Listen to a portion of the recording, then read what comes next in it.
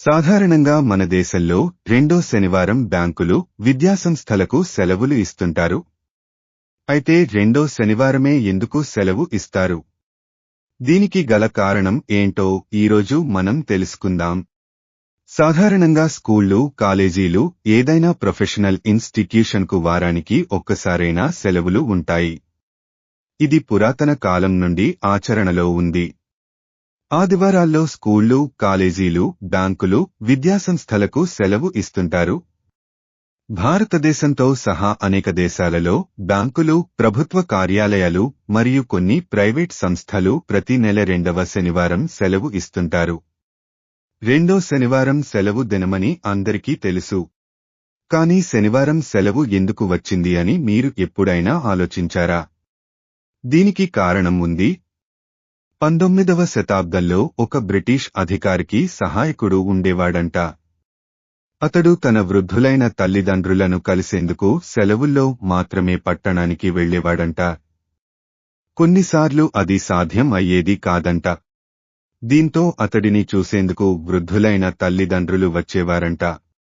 ఈ విషయం తెలిసిన ఇంగ్లీష్ ఆఫీసర్ ప్రతి నెల రెండో శనివారం పట్టణానికి వెళ్లేందుకు అసిస్టెంట్ లీవ్ ఇచ్చాడంట. అప్పటి నుండి బ్రిటిష్ ప్రభుత్వం అధికారికంగా రెండవ శనివారం సెలవు ఇవ్వడం ప్రారంభించింది. స్వాతంత్ర్యం తర్వాత కూడా భారత ప్రభుత్వం ఈ సెలవు దినాన్ని పాటిస్తోంది.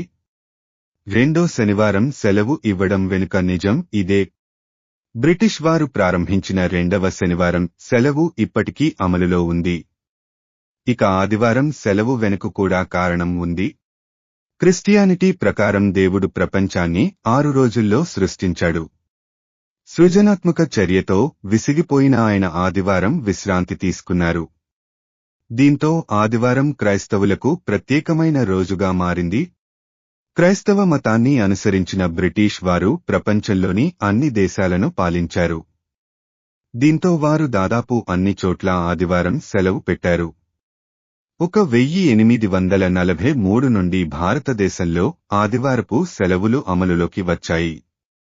చరిత్ర ప్రకారం 321 మార్చి 7న క్రైస్తవ మతంలోకి మారిన మొదటి రోమన్ పాలకుడు అయిన చక్రవర్తి కాన్స్టాంటిన్ ఆదివారం ప్రజలు చర్చికి వెళ్లడానికి ప్రభుత్వ సెలవు దినంగా ప్రకటించాడు.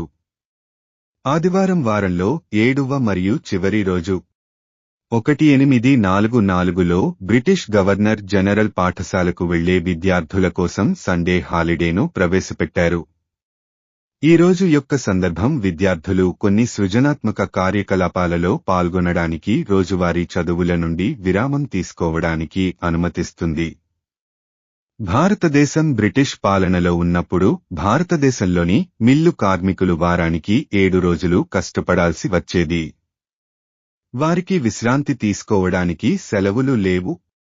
కానీ బ్రిటిష్ అధికారులు మరియు కార్మికులు ప్రతి ఆదివారం ప్రార్థన చేయడానికి చర్చికి వెళ్లేవారు కాబట్టి తరువాత మిల్లు కార్మికులకు కూడా ఆదివారం సెలవు ఇచ్చారు.